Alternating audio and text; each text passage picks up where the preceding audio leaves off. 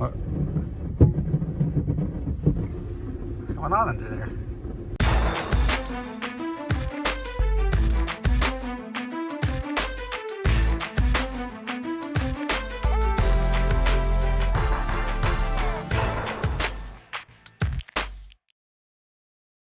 So you guys may remember me talking about how important sleep is to me because I work a lot and I like to get a good night's sleep. Well, today's video sponsor, Helix Sleep, has provided me this Helix Sleep Sunset mattress 2 years ago. You'll remember I was just building my house, so I was able to open it up but not really get to enjoy it. Now, after sleeping on it for 2 years, I'm very happy to say I'm thrilled with it, and I think you guys would enjoy trying out Helix Sleep as well. Everybody's different, and Helix knows that. So they've made the sleep quiz that matches your unique body type and sleep preferences to the perfect mattress for you. Based on your different sleep positions and firmness preferences, they have something for everyone's unique taste. If you sleep with a partner, you can take the sleep quiz together and find something that's a perfect compromise for the both of you. Plus, Helix mattresses have a 10-year warranty, and they even offer financing options and flexible payment plans, so a great night's sleep is never far away. It comes rolled up in a box, and it's super easy to set up yourself. If it makes you nervous to buy something that you haven't tried, well, Helix has a 100-night sleep trial, so you get more than 3 months to make sure that you love it. If you don't, they'll pick it up for you and you'll get a full refund.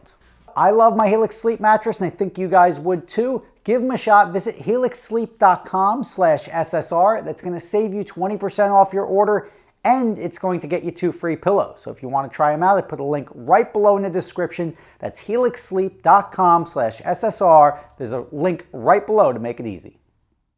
What's up, everybody? Rob Ferretti here, and I just scored myself a new daily driver. Now, you know I drive crappy cars every day, and it's for good reason, because I don't like to really waste money, although I have, lots of cars. So I do tend to waste money on things that I enjoy, but I need to have value there, right? And there's not a lot of value to me in driving something like a G-Wagon every day, right? Because all you're doing is showing people you have money. It's a waste. I rather spend my money on sports cars, on travel, on experiences, stuff that really makes me happy. Most people don't tend to follow that path. They spend whatever they have on whatever makes them look the richest, and that's not the smartest play, and I'll tell you why. And obviously, I've driven that old beat-up BMW forever, the 540 as a daily driver. I had a couple of Mercedes-Benz E350s, E320s. Just sold my last $2,000 car and bought another one. Now, this one was an opportunity because I was able to get this Audi right behind me here, 2014 Audi A4, for $10,000 less than it should. Now, I'll show you why, because you can do this too. This is not rocket science. Right behind me here, I've got a 2014, and you're seeing why right now, right? Audi A4, and my friend owned it. She crashed it, got a check from the insurance company for $14,000. I said, oh, it doesn't look too bad. What's the buyout? And now I own this for $3,800. I picked it up in Michigan because to ship it back was $850. It was a $100 flight and $100 in gas plus 10 hours of my time, which arguably could be worth more than that, but I was up for the adventure. My son's new future car. It's an Audi A4 2014, and we'll get into that in a second, but I'm out here in Detroit, Michigan, and I'm going to be driving this thing back to New Jersey, but I'm doing it in the morning because this car was involved in an auto accident. So I only have one headlight, and I feel a safety issue, and it's a little bit more difficult to get it home without getting pulled over with one headlight. However, it does need a fair amount of parts and TLC that I'll have to take care of. So obviously this is an as-is. I flew in here on a one-way flight. So let's take it out for a spin. See how it is, see how roadworthy it is. My only concern so far was really that this hood was staying down, but that's not going anywhere. So we should be all right.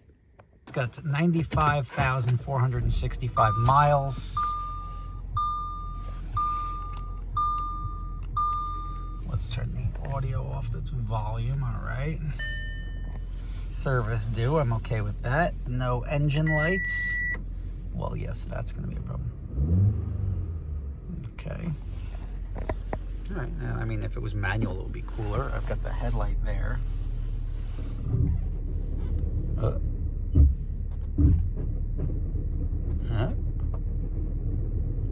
Sounds like I got a wheel well rubbing or something. But good thing about rotational rubbings is they eventually stop. It doesn't seem to be sensitive to the turning of the wheel, however.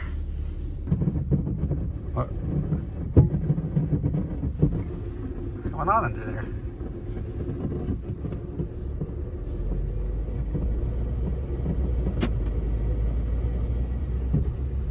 You know what? That's not the wheel. That's my seatbelt, I know. But I'm going to pull over in a second to figure out what this is. All right.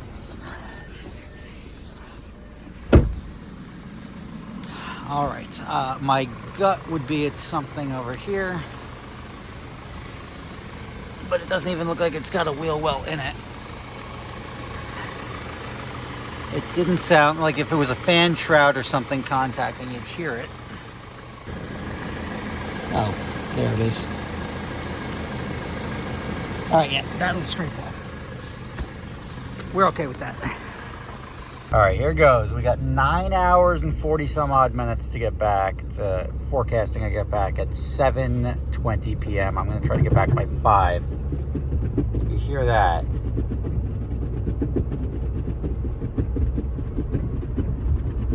That's that flappy thing under the car. It doesn't like the 45 mile an hour speed.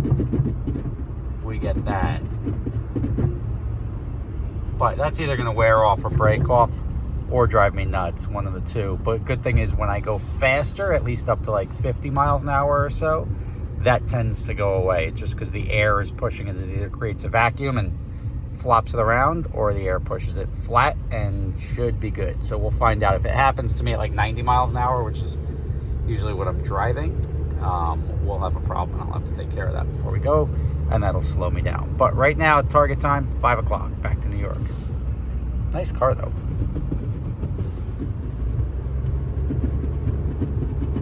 Like when it hits like the exhaust, you hear the hollow sound. Adorable, right? I love cars with character.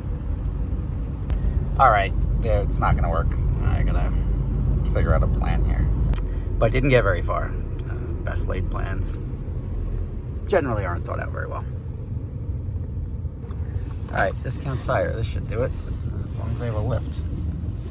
We'll see. This doesn't really feel like the best place for it, but I'll try it. If you look at this car, this is a $14,000 car. It's a 2014 Audi, which obviously, you know, WeatherTech floor mats. I mean, it's a clean car, right? There's nothing that would make this car worth $3,800 other than the damage to the front. Now, the damage on this car is hood, grille, bumper, and maybe we can keep the fender. I don't know. I may have to replace the fender. The bumper cover definitely has to go. And then the headlight. Where's the headlight, Rob? Well, excellent question you ask. It's right here. Yeah, garbage. Headlight's garbage. I ordered another headlight on eBay, $150. This car came with a damage estimate of $11,000 from the insurance company, and on a $14,000 car, they total it. And to me, I'm like, well, that doesn't look that bad. The car drives fine. Now, I can be done with this car, putting this headlight in effectively for $4,000. I'll own this car, right? Now, everything else drives fine about this car. I just drove it back with no issues. My cruising speed is anywhere between, I don't know, 90 to 110 miles an hour on open roads. And I have proof of that from Ohio, where I was doing, let's see what I got here. I was doing Freedom, Ohio. How do I get a speeding ticket in Freedom? 97 and a not 97. So that ended up proving to me, and I'll see if maybe I'll get the footage from the cop, that the car does handle speed perfectly fine. There's nothing wrong with it. Obviously, there's a giant gaping hole here, but with the new headlight, a hood, grill piece, I can fix this car right and be into this car for about $5,500. eBay parts, I can get an aftermarket bumper for probably $200 or $300. The grill I can get for $200. The hood I can get for $400 or $500. Bring it to either Mako or a local paint shop. Another $750 to paint it, and start doing the math. This car is going to be proper for not a lot of money. Now, why do I do this? Why do I drive a car like this every day? Because it allows me to have cars like the 360, the Supra, the Corvette, my F8, my NSXs. Oh, it's all the way in the back there. I've got my other Ferrari outside. Now, this isn't magic. Everybody can do this. Instead of you driving just pick any lease, like the cheapest way to get a nice new car is to lease it, right? You don't have any ownership. You put a couple $1,000s down. Let's just say you put nothing down, right? You get a sweetheart lease on a insert Subaru, Audi, whatever car you want, whatever car that's going to blend in with everybody else. You're not going to be special. You're just going to have a nice new smelling car. You're going to be paying $750 a month, right? Then on top of that $750 a month, you need to carry full coverage insurance on your car. Because if you damage it, you got to make sure the bank is covered, right? So now you're paying another, just say, $500 or $600 a month to insure your new car. So you're at $1,250 a month. I just bought this car for $4,000 effectively with the headlight. So, and I don't have to carry the insurance that you're carrying. So I can get liability only insurance for $400 a year, $500 a year for this car.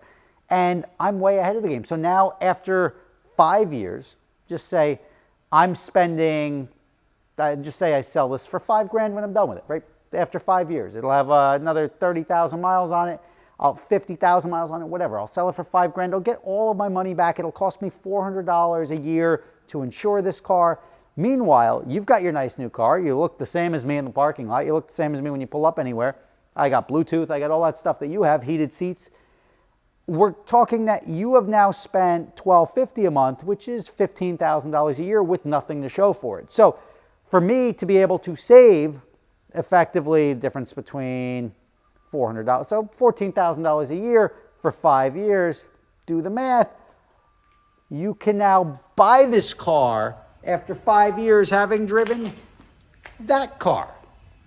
Think about it. Like, so most people, instead of getting locked into this no equity, no this, no that, you can go out and buy this car in cash. If you can, I'm not saying you can't afford your nice new car and your nice new insurance payment, but if you drive something like that every day for 5 years, you can save the money. You just have to be disciplined enough to actually put that money aside, and you can buy something like this, or the Supra, or the Corvette, any of those. You could buy any of them, even the NSX almost. You can get yourself one of those fun cars just by driving a crap car every day. Rob Ferretti, think about it. Thanks for watching. See you tomorrow.